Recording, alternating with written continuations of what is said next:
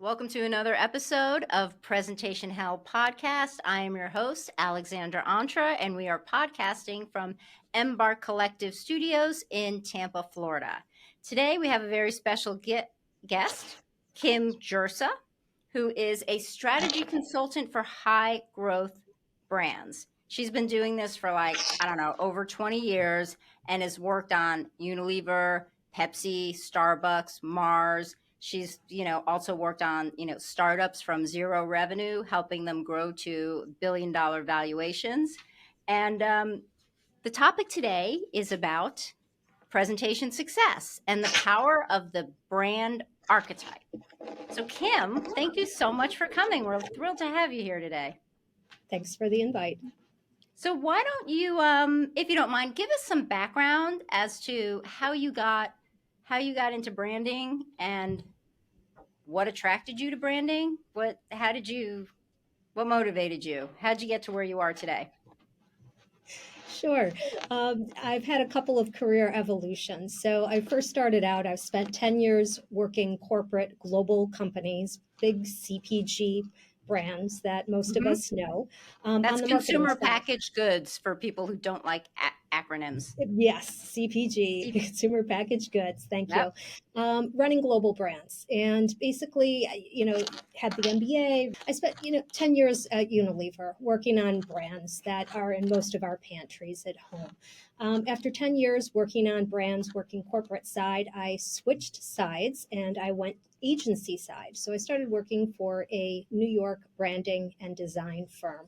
And that's where I found my happy place. And that's where I was able to take business acumen and, Fortune 500 frameworks and apply it in a more dynamic environment that was project based. So just quickly tell me, what was the difference between working for a Unilever, a big Fortune 500 company, versus, working on the agency side, on the branding side? Well, working for Fortune 500, I was more like a general manager. You're responsible for the P&L, running the business, running teams, cross coordination with other teams, supply chain and finance. So you're kind of running a mini the show, so to speak. When you work agency side on projects, you're a consultant who comes in and advises these companies on a specific problem and how to solve it. And that's how my brain is wired. I just love hacking problems and then again presenting solutions, working with teams collaboratively, and then that they're maintaining the P&L moving forward. So you like the focus. You're a specialist, not a generalist. I love the focus, but also, and I have a specific brand archetype myself, which we'll get into later. But I just love learning something new every 2-3 months. My projects tend to last 2-3 months, and I love 1 month learning about food tech and what's going on with mushroom technology and the applications to healthcare. Hang on, did you just say mushroom technology? Yes. Okay, that sounds really creepy. What is that? Well, and is it something that's going to make me high? Like what? No, not at all. There's a lot of health properties. So, no, there's nothing hallucinogenic about it. And there's a lot of beauty applications on the horizon, a lot of health applications, a lot of sustainability applications in the future. So I love being able to dive deep into a topic that I know nothing about. I just have a natural curiosity. Yeah, I heard mushroom tea is a big thing now. Okay, so tell us, what is a brand architect, and why is it such a powerful tool? Yeah, it's super important because imagine you had a presentation and you have the power, the strength of this profound shared experience dating back not just hundreds of years, not just thousands, but tens of thousands. And you have this way of connecting with your target audience. That is one of the tools you have in your presentation toolbox, right? You're going to use it. It could give your presentation the universal strength of being able to connect with your target audience. Okay, and so how do I apply that? You just talked about going back 10,000 years and like the human visceral emotional connection. Can you elaborate on that a little bit so we can I need to wrap my head around this brand archetype thing. Sure. So, what brand archetypes do? I'll start with the what, and then I'll go into what they are. But it's more like what Okay. they do. It's just an easy way to connect inherently with your target audience, and it makes sure you're not stuck in presentation hell, that your audience isn't stuck listening in presentation hell. It's just a shortcut to connect with your target audience. In terms of what archetypes are, they're timeless characters. They're these iconic characters in stories that we all know in an Right. inherent level. Doesn't matter what country we live in, doesn't matter Mhm. our socioeconomic class. We're all familiar with them, and they Mhm. tap into our subconscious mind. So And give us some examples of those. yeah, so some of those examples, if there's 12 of them. And Okay. one of my personal favorites is the explorer. And the explorer, that they're adventurous and they're authentic. So if you think of brands out there in the market, Jeep, GoPro, those kind of brands that really live for adventure and an exploration. Another type is the innocent. So again, they're upbeat, they're positive. Think of brands like Ivory and Volkswagen, and it's all about simplicity and honesty. And Mhm. the thing is, when you know your brand archetype, your brand, which presentations are an extension of your brand and your company, there's Right. this synergy, there's a conciseness, there's a reinforcement of living every single um, piece of communication with your target audience in a consistent way. So it's like um it's giving your brand a tangible personality. That's I know what exactly an what it innocent is. person Yeah, is versus I know what a hero is or an explorer or an outlaw. An yeah, outlaw, that's a good one. Virgin, Diesel, those are outlaw brands. Or yeah, the Sage, that's wise and knowledgeable, like the BBC and National Geographic. yeah. So you're just putting a descriptor, a, a real descriptor, not a marketing speak descriptor, just a very human Yeah. descriptor on your brand, on your product. And you want to take that descriptor and apply it to your presentation. So as you're writing your words and you're developing your slides, if your brand is your message is the hero, you want to keep that hero theme throughout, or that innocent theme throughout, or the caregiver. That's like Campbell soup Yeah, throughout. That's cool. So should that we is list out very cool. the 12 archetypes? Is it Sorry, limited what? to 12 or it could just be anything that works for you?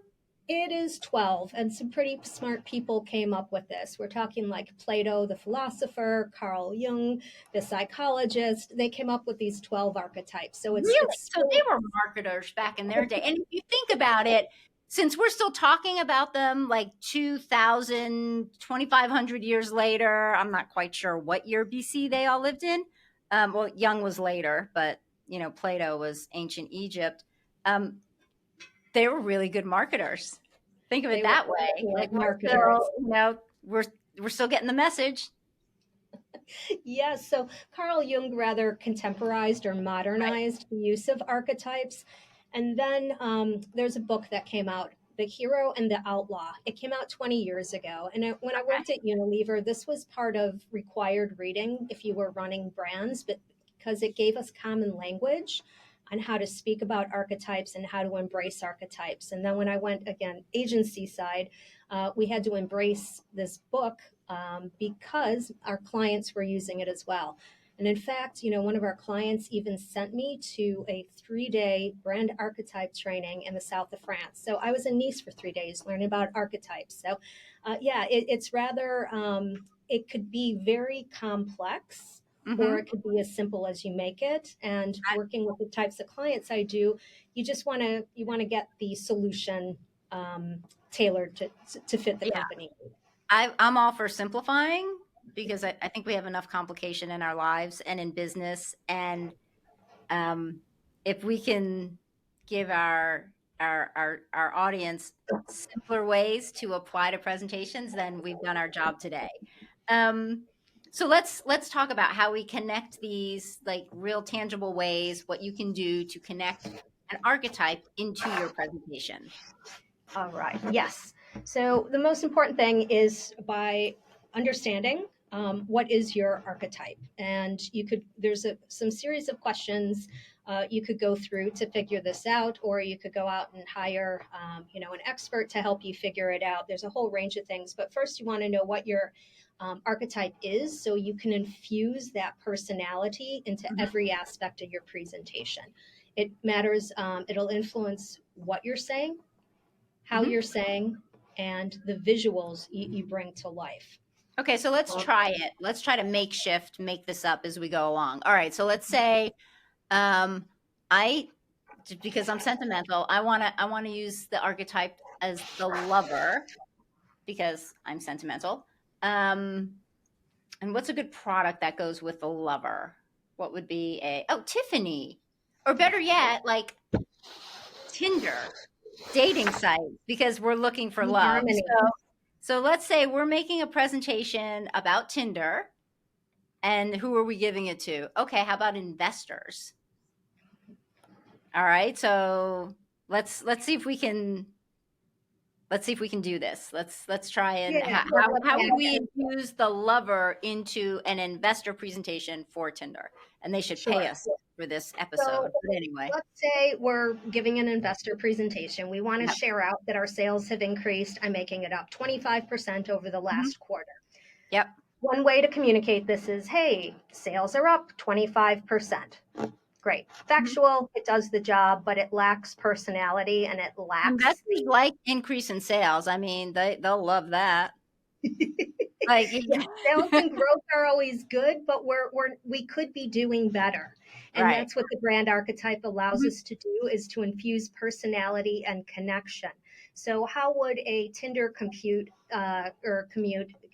that sales are Mhm. up 25%? Okay, Maybe, and again, this is an overly exaggerated that's perspective, fine. but our business heart beats stronger than ever, right? We are embracing a breathtaking ascent of 25%. Again, we've never used that realistically, but it just shows you there's a little bit of difference between sales are up 25% and leaning into there's been a breathtaking increase of I see. 25%. You're weaving the personality of the brand, the emotion, the personality of the brand with the rational, facts and figures.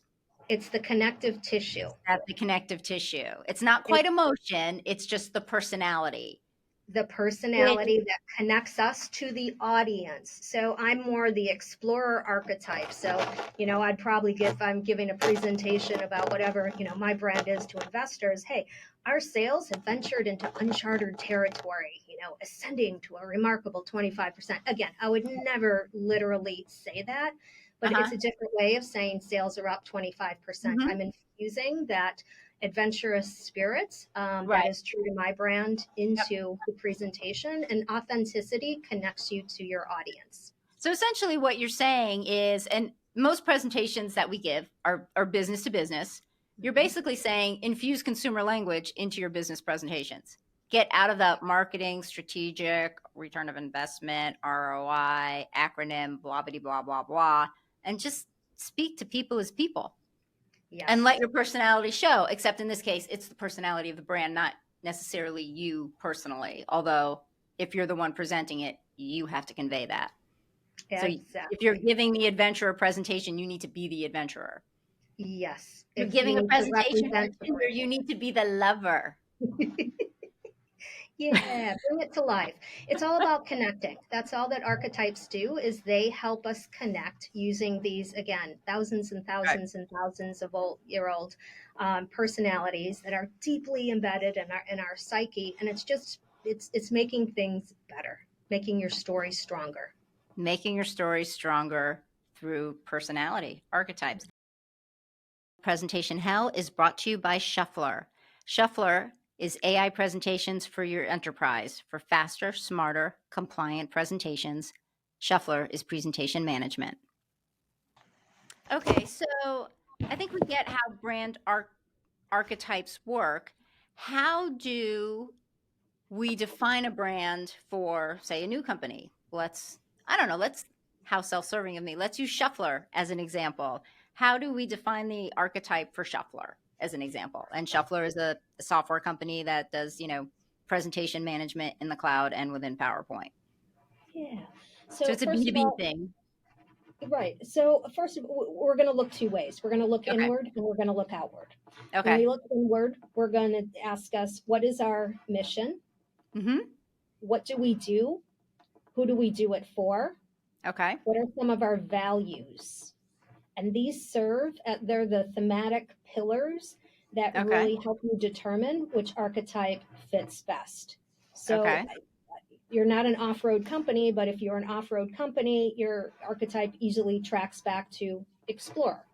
If you are a medical-based company, Mm-hmm. you could track it to caregiver. Those are very, Okay. very obvious. So Some where this is a SaaS, this is a SaaS B2B productivity tool essentially for presentations.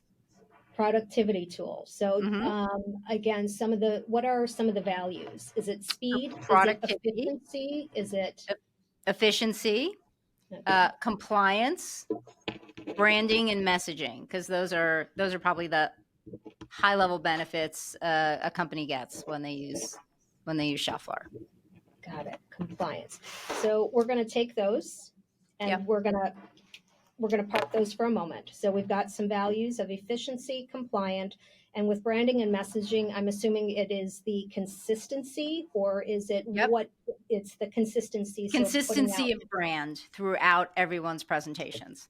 okay, consistency of brand. Great. So now we've got one piece of the puzzle. Mm-hmm. So it feels kind of dry because it's a business to business product. Right. It's not as exciting as Tinder. I'm not getting any action if I use Shuffler, but I will have an awesome presentation in minutes. Right? There you go. There you go. Exactly. Okay. So the second piece of the puzzle we want to look towards is our audience. Who are we? Okay. Who are we trying to connect to? Sorry, I had no comment. I had no witty report. Okay, fine. So our audience, it's twofold. There's the Yeah.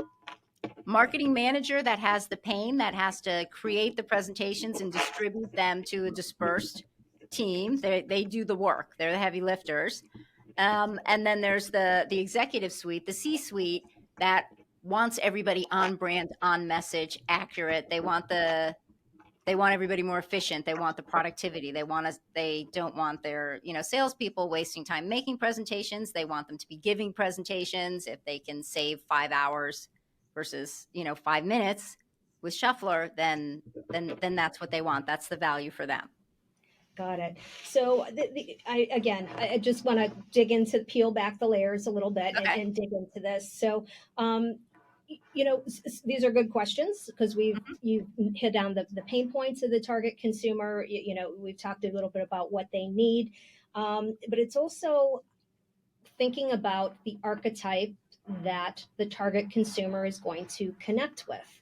So, Right. Okay. I just want to keep So, putting and all there's the pieces on 12. the So table. 12. What is wrong with me? 3 times. 12. It's a good thing this is a podcast, because if you're listening, I just held up 3 fingers, but I said 12. So, okay, we have a choice of one of these 12s. Which one is it? Let's see. There's one more piece of the puzzle before we get there. Okay. So, yeah, the other piece of the puzzle is your why. Why are you in business? Why is Shuffler in bit? What gets Shuffler out of bed in the morning? So, yes, it's about creating efficiencies and compliance, but what is the why that drives Getting everybody out of presentation hell is why Shuffler. Yeah, getting out of present. I'm just taking notes on this so we can. Okay, getting out of presentation hell so they can dot dot dot. What is so they can give better presentations and sell more, convince better, tell better stories. And we just talked about stories have heroes. Heroes are archetypes. Ultimately, that's what resonates with people, not facts and figures. Okay, Great. So we got a lot of pieces on the table. Let's go take a look at some of the 12 archetypes. And there's going to be drill down questions here, but I think Okay, if we go could ahead. narrow it down to 2 or 3, you keep whittling it. You keep whittling it down, and you keep asking some more of the strategic questions. So, Okay. taking a look at the 12 we have, where would you say the Right. brand, your company, naturally gravitates towards? I think there's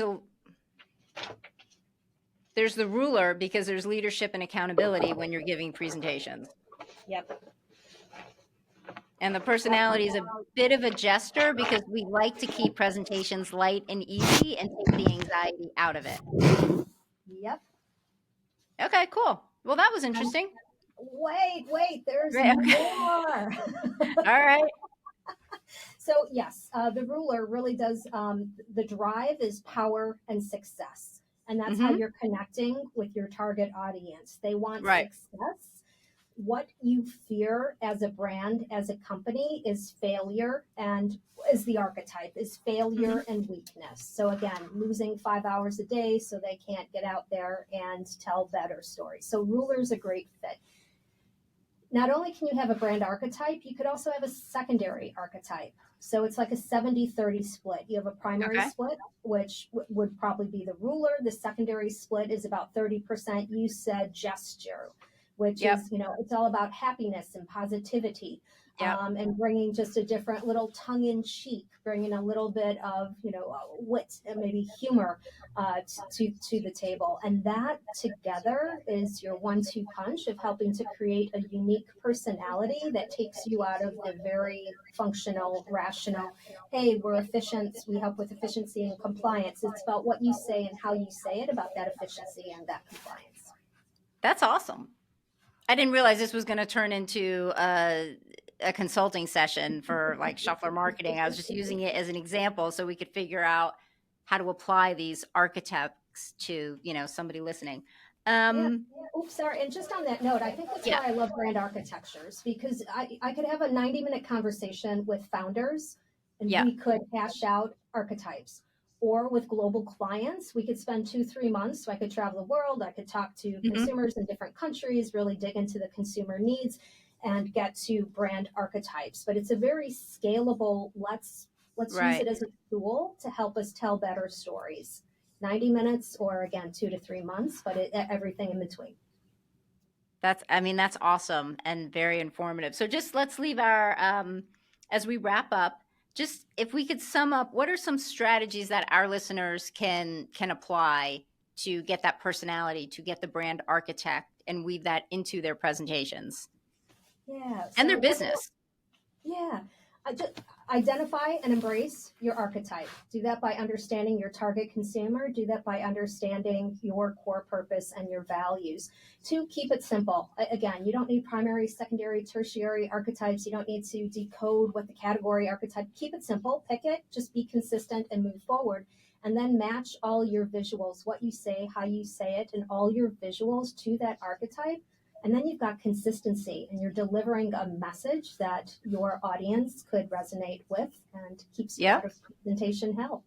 That's great advice. Thank you. That's Kim Jursa of Kim Jursa Brand Strategy. Thank you so much. My pleasure. This was enlightening. It was a lot of fun. Thanks, Alex.